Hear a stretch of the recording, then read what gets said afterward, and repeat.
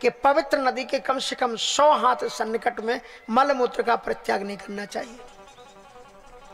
तीर्थों में जब आप जाते हो तो जो होटल नदियों के ऊपर बने हुए हैं, गंगा के किनारे बने हुए हैं, जमुना के किनारे बने हुए हैं, सरस्वती, उनमें कभी मत रुको।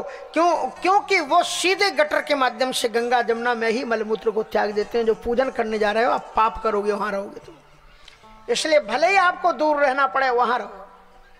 और पवित्र नदियों में जब आप स्नान करते हो तो आप अपने साबुन लगा करके मत धो, कपड़े भी साबुन लगा करके मत धो, आप वहां पर स्नान करो। एक आप झोला लेकर के जाओ, वहां से अपने गीले कपड़े उसमें डाल लाओ, फिर जहां रुके हुए वहां पर नल में धो। पवित्र नदियों में आप मत धो।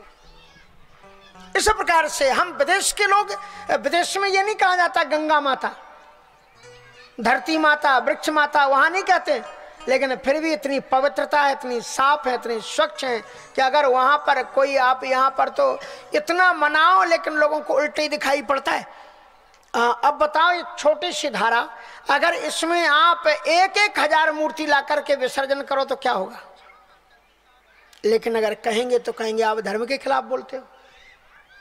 देवियों के जो 9 दरबार में देवियां और जो तमाम देवताओं के जो बाल बनाए जाते हैं वो भयानक घास होती है जिसके द्वारा बनाए जाते हैं, वो उसमें रहते हैं और उसको मछलियां खाती हैं, मर जाती हैं।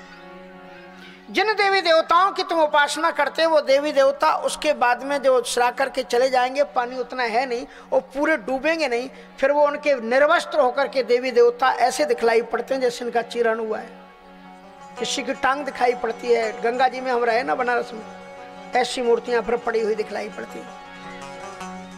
इसलिए ये होड़ मत करो कि इतनी बड़ी मूर्ति हो, इतनी बड़ी मूर्ति हो। मूर्ति थोड़ी कहती कि आप हमें इतना पैसा लगा करके करो।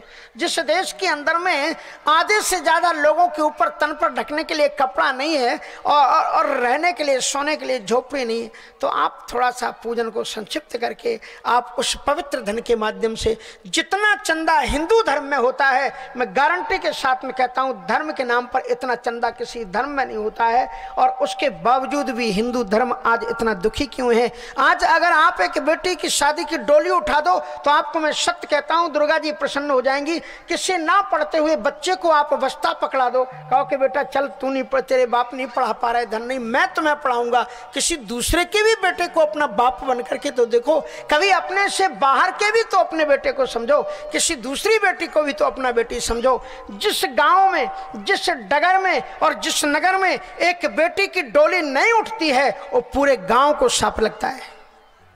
इसलिए सारे गांव को कर्तव्य होता है कि अगर कोई गरीब घर की बेटी है तो उसकी शादी के लिए वो सारे लोग चिंतित हों और अपना अपना, पुराने जमाने में वो क्या होता था, व्यवहार होता था, ऐसा किया जाता था। इसलिए बच्चों की शिक्षा केवल अपने ही नहीं, दूसरे घर भगवान ने दिया है तो और 4 बच्चे पढ़ा लो, क्या दिक्कत है? अपनी शादी की आपने धूमधाम से, आपने बारात, आपने स्वागत किया, किसी दूसरे की भी बेटी की भी आप डोली उठवा दो, भगवान तुम्हारी डोली हरदम ऊंची रखेंगे, तुम्हारा जीवन धन्य हो जाएगा। यही जीवन का कर्तव्य, धर्म का मतलब यही है। धर्म का मतलब केवल इतना नहीं कि चावल लेकर के बैठ जाओ, भागवत कथा सुन ली, बोलो वृंदावन विहारी लाल की जय, ऐसे नहीं उक्ति होने वाली।